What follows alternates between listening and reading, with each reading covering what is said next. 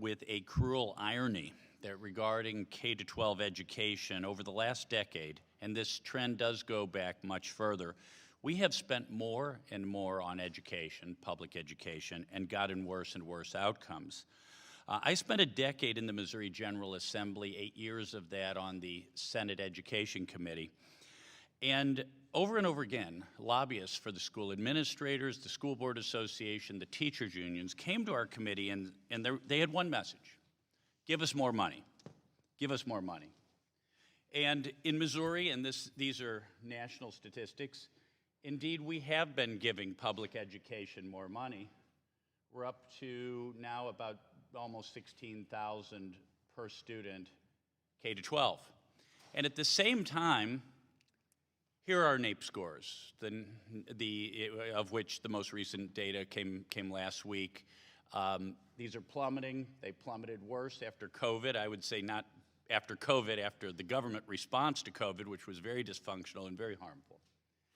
But we have this irony that, that we're spending more and we're getting less in the way of favorable outcomes.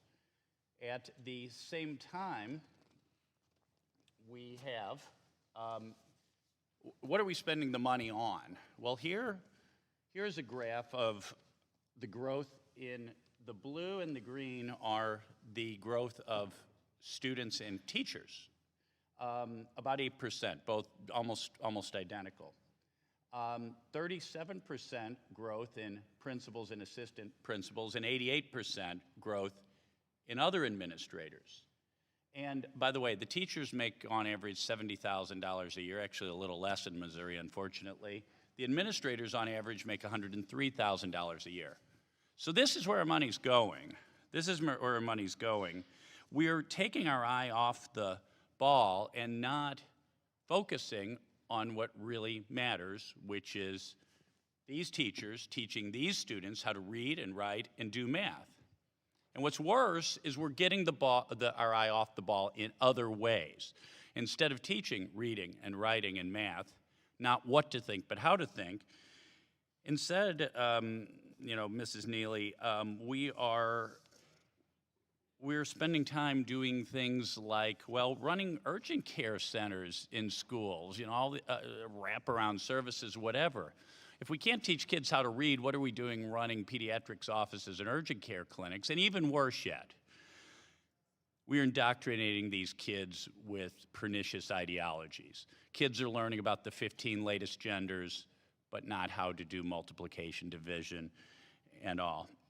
So, Mrs. Neely, I believe, by the way, that the federal government is playing a very negative role in all this. The federal government is only providing 11% of the funding, but driving this administrative bloat.